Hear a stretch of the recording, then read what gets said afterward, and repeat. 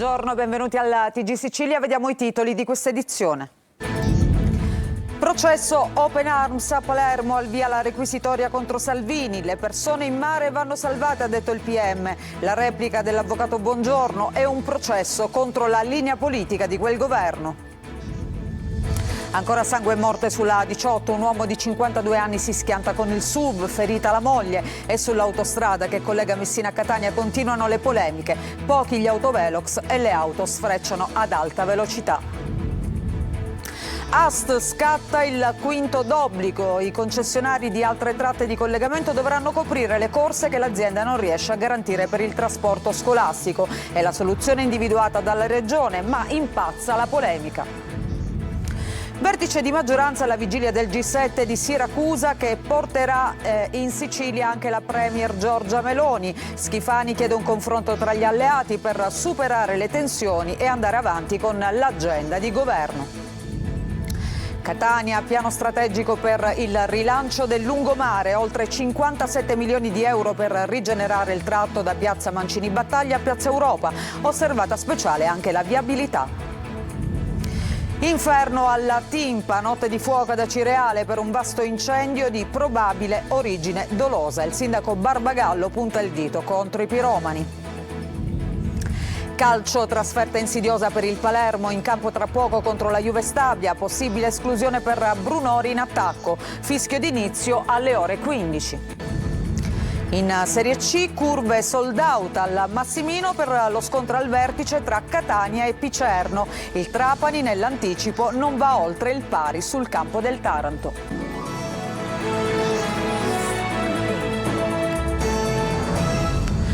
Bentrovati, lo avete sentito, in primo piano il processo Open Arms. Oggi è il giorno della requisitoria contro Salvini. Il PM ha detto le persone in mare vanno salvate, ma arriva la replica del legale appunto di Salvini, che tra l'altro oggi non era in aula, Giulia Bongiorno, secondo la quale si tratta di un processo contro la linea politica di quel governo. Stiamo parlando del governo Conte. Marco Gullà.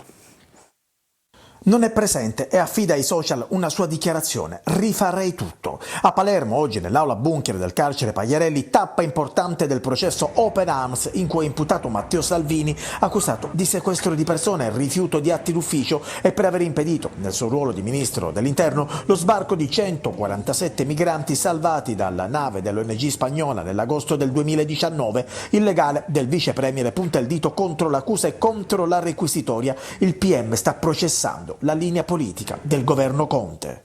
PM credo che, nonostante abbia detto che questo in realtà non voleva essere un intervento contro la politica, nel momento in cui dice che un tavolo tecnico al quale partecipava l'attuale capo della polizia, i decreti e le direttive sono tutte inaccettabili, intollerabili, in contrasto con i diritti umani, in realtà sta processando la linea politica di quel governo. Durante la requisitoria il PM Geri Ferrara ha detto: prima si fanno scendere i migranti e poi si ridistribuiscono, altrimenti si rischia di fare politica su gente che sta soffrendo, ha detto il PM, che ha poi sottolineato il principio chiave è quello del soccorso in mare, che viene dall'Odissea, da tempi ancestrali. La persona in mare è da salvare ed è irrilevante la sua classificazione: migrante, componente di un equipaggio, passeggero. Questo comunque non è un processo politico. Presente anche Oscar Camps, fondatore dell'ONG spagnola Open Arms, e anche altri attivisti. Giustizia nei confronti dei più deboli, di donne, uomini e bambini, giustizia per quello che sta accadendo nel Mediterraneo, naufragi continui, lager in Libia. Il nostro auspicio è che oggi sia una pagina di giustizia. E adesso la cronaca sulla A18 all'altezza di Taormina, un altro incidente mortale. A perdere la vita questa volta un uomo di 52 anni che si è schiantato con il suo SUV. Accanto a lui c'era la moglie che è ferita. Ma questo è soltanto l'ultimo di una lunga serie di incidenti che sono avvenuti nel corso di questi ultimi mesi proprio sull'autostrada che collega Messina, Catania, e ci si interroga sul perché tutto questo accade. Sentiamo Francesco Triolo. L'ultimo incidente la notte scorsa, poco prima delle 2, nel tratto dell'autostrada 18 Messina-Catania che attraversa il territorio di Trappitello. La vittima, un uomo di 52 anni, Alessandro Bisazza, residente a Spadafora, che era alla guida di un SUV, un Fiat Fremont. Forse per un malore potrebbe aver perso il controllo dell'auto, che ha invaso anche la carreggiata opposta prima di schiantarsi violentemente contro il guardrail. È soltanto l'ultimo di diversi incidenti mortali avvenuti solo negli ultimi mesi. Un elenco lungo, da Bruno Arena, il 40enne morto nello scontro tra la sua moto ed un'auto, a Carmelo Iannino, deceduto dopo lo scontro con una galleria all'altezza di Letojanni il 15 luglio, sino a Salvatore Papa, 46enne, morto il 9 giugno a bordo della sua Skoda. Un elenco che si allungherebbe di molto andando ancora a ritroso solo nel 2024 e che lascia intuire la pericolosità dell'autostrada Messina-Catania, dove non c'è alcun autovelox fisso che potrebbe servire da deterrente per l'alta velocità, oppure controlli serrati sulle condizioni del manto stradale, sui mezzi e sugli automobilisti. Insomma, basta effettuare anche solo una volta il tratto tra Messina e Catania per rendersi conto di quante interruzioni, cambi di corsie e carreggiate devono affrontare le auto in transito. Saranno i concessionari di altre tratte di collegamento a coprire le corse che AST non riesce più a garantire per portare i ragazzi dei comuni minori a scuola. Questa è la soluzione individuata dalla Regione in aggiunta ai 30 bus in affitto per sostituire i mezzi guasti, ma su questa scelta impazza la polemica. Manlio Viola. L'AST non riesce a coprire le corse per portare i ragazzi dei comuni minori a scuola nei paesi limitrofi o verso il capoluogo e adesso dovranno farlo obbligatoriamente i privati già concessionari di altri servizi di trasporto su gomma. La regione siciliana ha deciso di attivare il cosiddetto quinto d'obbligo, ovvero la clausola esistente in tutti i contratti pubblici che obbliga il concessionario a mettere a disposizione servizi, pagati comunque a parte, fino a un massimo di un quinto dell'importo totale della commessa. Non una facoltà, ma un obbligo contrattuale dunque. Dopo la protesta dei sindaci di 60 comuni, 15 dei quali nel palermitano, ieri l'AST si era già impegnata davanti al prefetto di Palermo ad affittare 30 autobus sostitutivi dei mezzi guasti e ripristinare il servizio gradualmente entro una decina di giorni.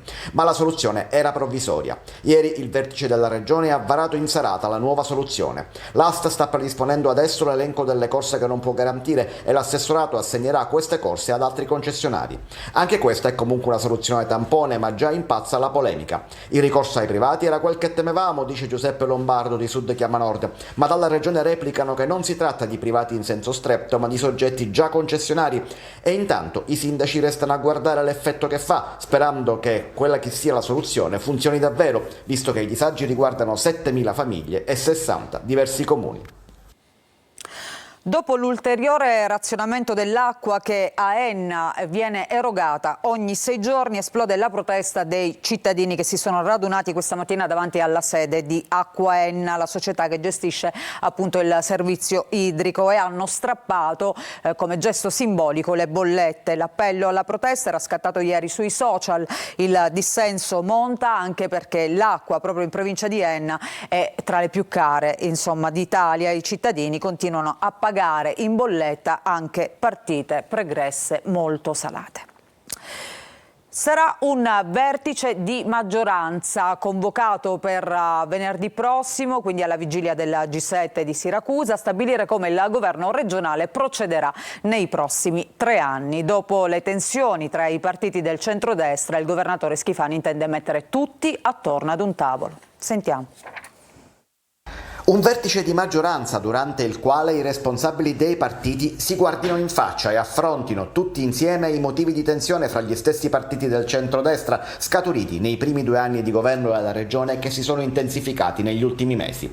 Il presidente Renato Schifani ha deciso di accogliere la sollecitazione arrivata dagli autonomisti di Raffaele Lombardo, ma non soltanto da loro. Mentre MPA ha chiesto pubblicamente un confronto, gli altri partiti lo chiedevano già da tempo, in forma però privata. Un vertice dunque che sia un modo per chiarire e stabilire le priorità per andare avanti, ma che arriva a 24 ore dal G7 di Siracusa, che porterà in Sicilia anche la premier Giorgia Meloni. I temi sono quelli noti: si parlerà di sanità e di nomine, di bilancio di previsione, di fondi comunitari, delle emergenze della Sicilia che vanno dalla siccità ai trasporti e soprattutto di equilibri interni. In attesa dell'incontro, ai leader sono arrivate le regole di ingaggio. Al vertice sono invitati nel primo pomeriggio di venerdì i segretari dei partiti che compongono la maggioranza e i presidenti dei gruppi parlamentari parlamentari all'Ars della coalizione. Non è esclusa però la partecipazione dei leader di partito, non invitati in senso stretto ma ai quali la riunione è aperta. E almeno i leader dei partiti siciliani, come gli ex presidenti della regione Lombardo e Cuffaro, è probabile che ci siano.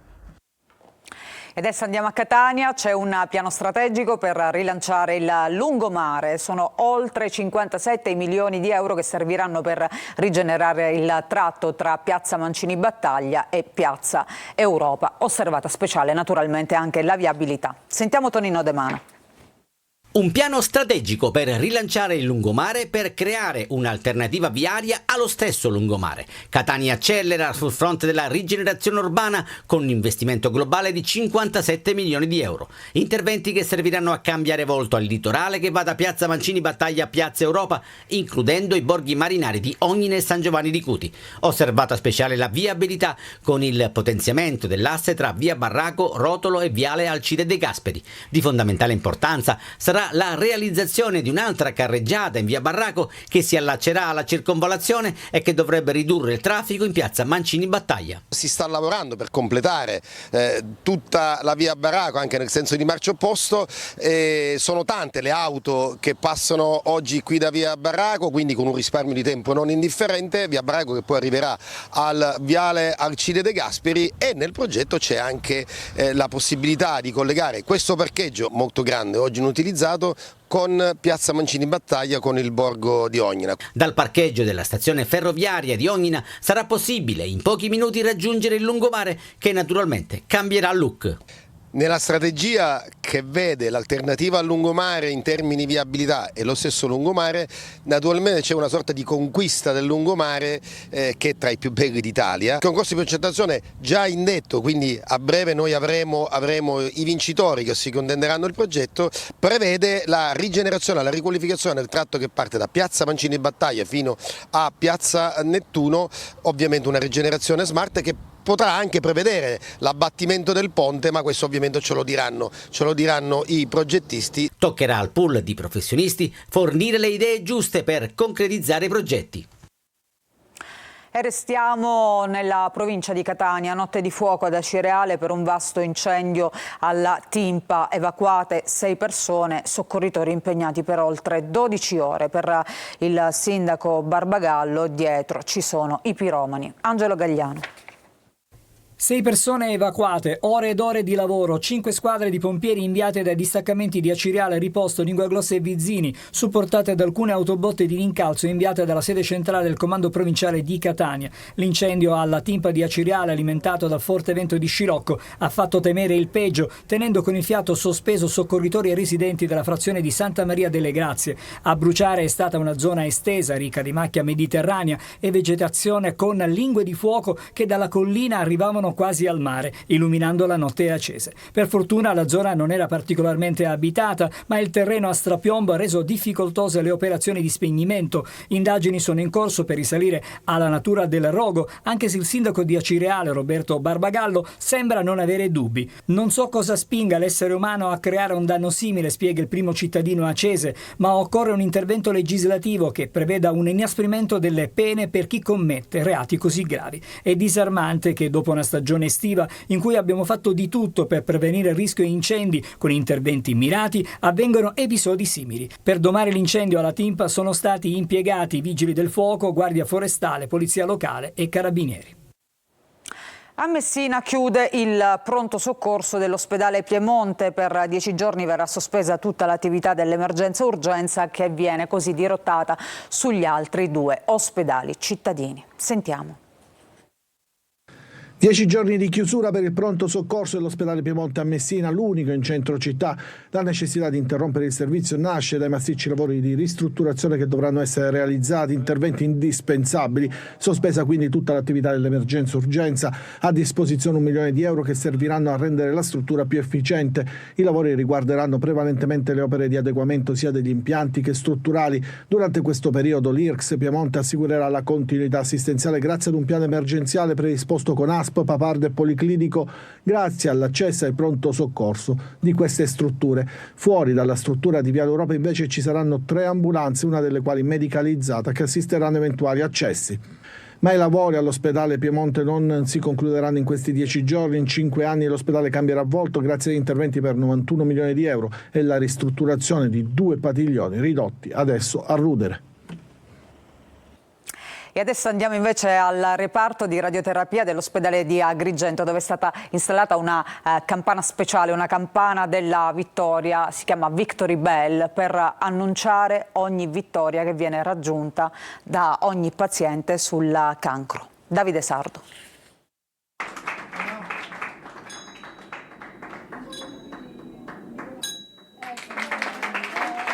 Le campane sono a festa anche all'ospedale San Giovanni di Dio di Agrigento. La Victory Bell, dall'inglese campana della vittoria, è frutto della tradizione britannica e i suoi rintocchi celebrano la conclusione positiva dei trattamenti salvavita. Primo squillo, la sconfitta del male. Secondo squillo, la cura, la terapia che viene sconfitta. Terzo, Nike, la vittoria. Si ritorna alla nuova vita. A dotarsi della campana della gioia e del conforto è l'unità operativa complessa di radioterapia diretta dal dottor Michele Bono. Noi abbiamo bisogno di raccontare delle storie, delle belle storie in questi ambienti dove c'è tanta difficoltà ad affrontare il percorso oncologico, ma allo stesso tempo di avere tanta speranza. Appena installata è stata inaugurata con il corredo di una targa celebrativa nel corso di una apposita cerimonia. Adesso suonerà per testimoniare la vittoria sul male, il lieto fine di una faticosa battaglia, aggrappati alla vita. E adesso lo spettacolo Queen Barcelona Opera Rock, un'esperienza unica per gli appassionati di musica al Teatro Antico di Taormina. La soprano Desiree Rancatore e il rocker Magnus, un connubio perfetto che ha incantato il pubblico. Ci dice tutto Desiree Ferlito.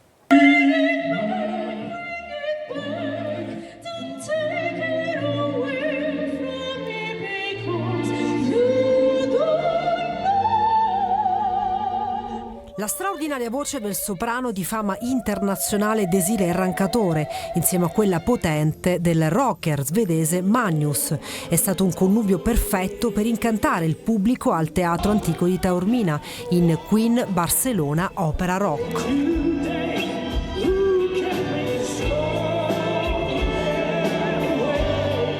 Il concerto è pensato per celebrare l'album capolavoro Barcelona, realizzato da Freddie Mercury e Montserrat Caballé. Essendo lui un melomane, un grandissimo amante dell'opera e adorando questa grande cantante, scrisse questi duetti pop lirici pensando proprio a lei. Duetti moderni, duetti che però subiscono l'influenza ovviamente dell'opera, ma che hanno la grinta ovviamente del rock di Freddie Mercury. Ha cantato e ballato il pubblico sulle note dei Queen. Una parte del concerto è dedicata alle hit della band britannica, eseguite da un'orchestra siciliana tutta al femminile, la Women Orchestra, per l'occasione diretta dal maestro Molinelli.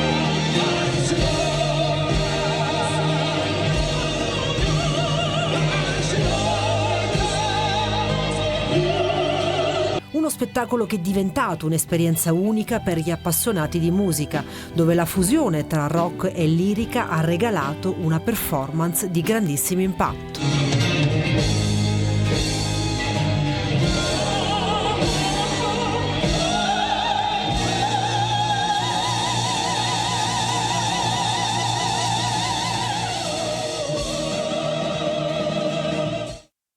Noi facciamo una breve pausa, ritorniamo tra poco con il calcio, un pomeriggio ricco di eventi sportivi, soprattutto per le siciliane. Tra poco il Palermo scenderà in campo, ma giocheranno anche il Catania e il Messina. A tra poco.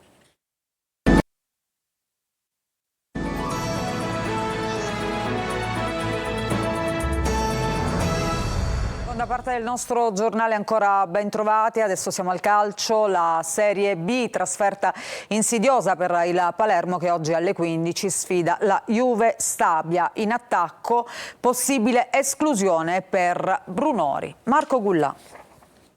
Si riparte il Palermo oggi pomeriggio al Menti contro la Juve Stabia. Dopo la sosta per le nazionali vuole riprendere ad accarezzare la vittoria ottenuta finora una sola volta a Cremona. Gara difficile, insidiosa, ma comunque alla portata dei siciliani. Non c'è preoccupazione da parte della squadra, c'è rispetto, ci deve essere rispetto. La Juve Stabia ha entusiasmo, la Juve Stabia è una squadra che ha un'identità, che si porta dietro dall'anno scorso, che le ha portato dei grandi risultati, la vittoria del campionato nello scorso anno. Al tempo stesso dall'altra parte ci siamo noi, non dobbiamo fare la conta con il peso o le pressioni che abbiamo, dobbiamo fare la conta su quello che vogliamo e su chi siamo. Dionisi, alle prese con un gran numero di infortunati, dovrebbe cambiare qualcosa rispetto agli 11 titolari visti in ritiro e a inizio campionato, valutando peraltro le condizioni dei giocatori che in queste 2 settimane sono stati convocati in nazionale. Tornerà sicuramente Segre dal primo minuto, in avanti ballottaggio Brunori, Henry con quest'ultimo in vantaggio, Ledo Aron pronto a giocare dall'inizio, in avanti spazio anche di Francesco, Di Mariano dovrebbe partire dalla panchina, fischio d'inizio alle ore 15. Appuntamenti importanti anche in Serie C quest'oggi con Catania Picerno che può valere la vetta in solitaria della classifica. Mister Toscano carica la squadra, al resto invece ci penseranno i tifosi che riempiranno come sempre il Massimino. Le curve sono già sold out, restano pochi italiani negli altri settori. Il fischio d'inizio alle 20:45. Tonino De Mano. 3 punti e la vetta in solitaria della classifica in palio, specie dopo la sconfitta del Sorrento a Potenza. Lo scontro al vertice tra Catania e Picerno stuzzica la fantasia dei tifosi che stasera riempiranno lo stadio Massimino con le curve sold out già da ieri. Restano pochi biglietti negli altri settori, di sicuro sarà spettacolo sugli spalti con i gruppi organizzati che annunciano nuove coreografie. Siamo sulla strada giusta. Oggi il tifoso catanese, i catanesi ci stanno dando tanto a noi. È un test verità per i rossoazzurri. Pian piano che l'infermeria si svuota, Mimmo Toscano può iniziare a disegnare il suo Catania. C'è anche la disponibilità di Verna, di Montalto e di Geca. Siamo stati bravi insieme al staff medico a portarli gradatamente verso la vigilia della gara, prendendoci pochi rischi. È normale che non sono al top della condizione, ma già essere dentro il gruppo e respirare l'aria del campo e dare la disponibilità, a prescindere se siano dall'inizio 5 minuti, 10 minuti, un tempo, questa è una cosa che è positiva. Mancheranno Ierardi squalificato, al suo posto dovrebbe giocare Quaini, Di Tacchio lesione tendinea al flessore della gamba destra e Popovic ancora infortunato. Calcio d'inizio alle 20:45 da non perdere su Telecolor a partire dalle 20:15. L'appuntamento con Diretta Stadio, collegamenti live, analisi del match, le interviste post partita in anteprima e i vostri commenti via WhatsApp al numero 342 77 12 855. Differita integrale di Catania Picerno in esclusiva lunedì alle 22:15 dopo corner. La polizia di Catania ha denunciato 4 tifosi appartenenti a gruppi organizzati della Curva Sud che secondo quanto accertato dalla Digos avrebbero acceso alcuni fumogeni nel corso dell'incontro di calcio Catania-Benevento disputatosi lo scorso 2 settembre nello stadio Massimino di Catania. La successiva attività condotta dalla divisione polizia anticrimine ha consentito alla questore di emettere quindi un DASPO nei loro confronti. Pareggio senza reti ieri sera per il Trapani a Taranto. I Granata hanno fallito con Lescano un calcio di rigore, ma oggi è il giorno di Messina-Crotone. Sergio Colosi. Dominio senza gol per il Trapani nel deserto di uno Iacovone a porte chiuse contro un Taranto che alla fine festeggia il punto come una vittoria. Del Favero, portiere rossoblu, migliore in campo, è un altro indicatore di una gara a senso unico. Aronica sceglie il 4-3-1-2 con Canutè trequartista. L'ex Taranto sfiora il vantaggio in apertura con Del Favero che si esalta prima di superarsi su rigore concesso per un tocco col gomito di Sciba, calciato da Lescano e deviato sulla traversa. Nella ripresa c'è meno intensità, ma il Trapani crea buone occasioni con Ciotti, Udò e Fall. Passo indietro rispetto a Crotone, 5 punti in 4 gare, con un organico stravolto. Il rodaggio può essere fisiologico. Il Messina oggi alle 18:30 vorrebbe certificare a Crotone la sua crescita, ma l'avversario privo di Tumminello e con Gomez a mezzo servizio è di valore e Modica ha tenuto a sottolinearlo. Sulla qualità di questa squadra non si discute, sulla bravura del loro tecnico che negli ultimi anni ha fatto molto bene non si discute, e noi dobbiamo essere pronti a sapere che giochiamo contro una signora squadra che ha raccolto meno di quello che ha prodotto. In campo lo stesso 11 che ha battuto il Taranto. In corso d'opera probabile staffetta Frisenna-Petrucci, più minuti nelle gambe per Salvo, confermato il tridente più giovane dell'intero girone, Anatriello, Luciani, Pedicillo. E questo era il nostro ultimo servizio che chiude questa edizione della TG Sicilia. Grazie come sempre per averci seguito. A tutti voi un buon proseguimento di giornata. Vi ricordo che il prossimo appuntamento con l'informazione sulla nostra rete ritorna più tardi alle 20. Una buona serata a tutti voi.